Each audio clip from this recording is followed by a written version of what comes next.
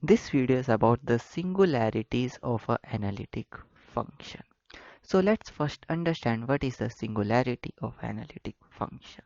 Now we are doing complex analysis, so we will study about complex functions only.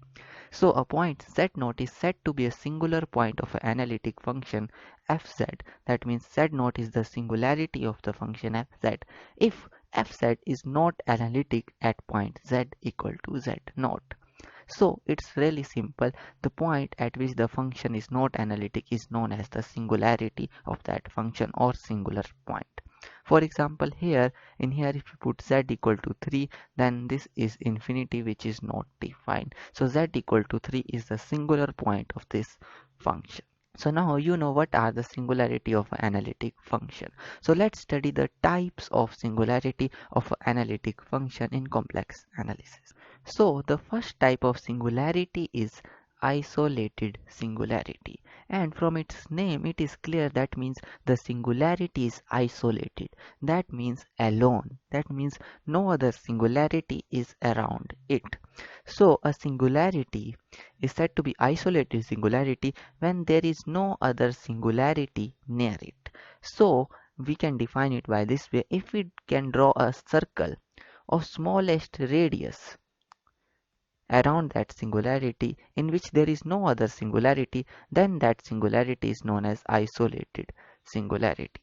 For example, in this function f of z equal to 1 upon z minus 2 and z minus 3, here 2 and 3 are singularity. So let's take a point here. This is 2 and this is 3. These are the singularity of that function. Now around 2 we can draw a circle of half radius in which there is no other singularity. So then 2 is the isolated singularity. So let's say if there is a singularity here, then what will happen?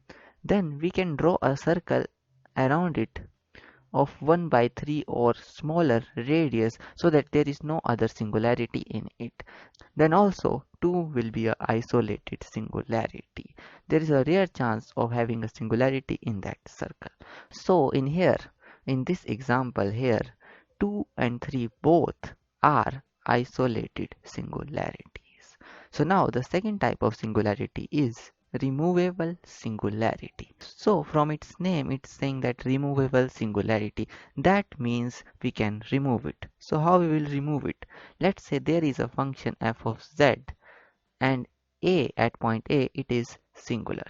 So if we take limit z approaches to a f of z and we get a finite element, that means the function is defined, then that singularity is known as removable singularity, because by taking limit on fz such that z approaches to a, that singularity can be removed. So those singularity are known as removable singularity. Now the third type of singularity is essential singularity. So from the word it is clear the singularity is essential. That means important. That means we can't remove it because it's really important. So let's take f of z, a function, and a is the point of singularity. Now limit z approaches to a, f of z is also not defined. That means we cannot remove the singularity. So that singularity is known as essential singularity. Now the fourth type of singularity, which is really important in complex analysis, is poles. So now pole, a point A naught is said to be pole of order m of function fz if limit z approaches to a naught z minus a naught raised to power m f of z is equal to finite. So you have seen essential singularity. This was not defined. And if we multiply z minus a naught raised to power m with fz and then we get a finite thing, then a naught is said to be the pole of that function and the order is m. And this m is also known as the order of singularity. So now let's understand pole by an example. So you have given this function. So in here it's clear that z equal to 2 and z equal to 3 are singular points. So now let's take the limit and multiply it by z minus 2. multiply this function by z minus 2 and approaching the point 2. So when we multiply it, these two gets cancels, and when we put 2 upon 2 minus 3 square is equal to 2. So we are getting a finite element.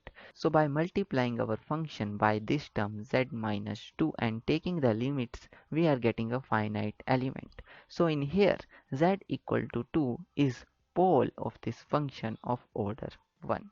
So now let's again multiply this function by z minus 3 square. Then we will take limit to z approaching 3. Then let's see what will happen.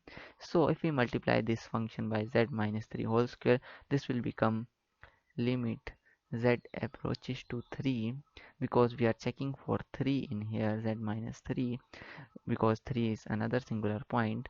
So z upon, we have multiplied it by this, so this gets cancelled and we get z minus 2, and we are getting 3 upon 3 minus 2, which is 3.